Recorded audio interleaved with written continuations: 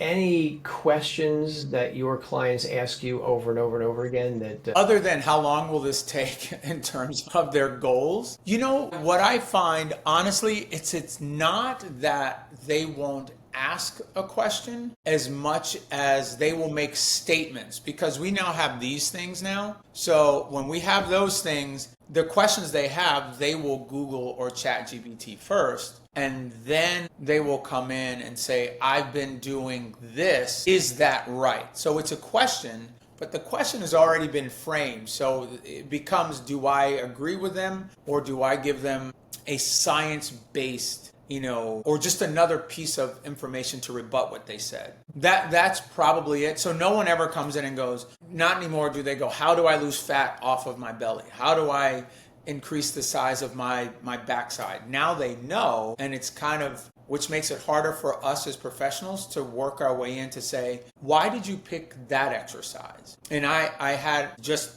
about 2 weeks ago, a young lady came to me and said, I'm having pain across my abdomen. And I said, well, what were you doing? She said, I was doing, and she didn't even know the moves. She said, I had a dumbbell in my hand and had my hand on the floor and I was trying to get up. And I said, so it sounds like you were doing a Turkish get up. And I said, is that move new for you? And she said, yes. I said, so tell me a little bit about your journey. 3 children, all C-section, all of them diastasis recti.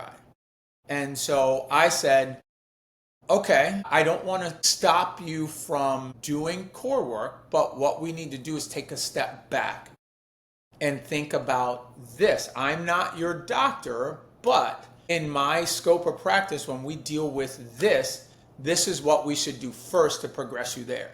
So it's kind of working your way in the back way when people come with information.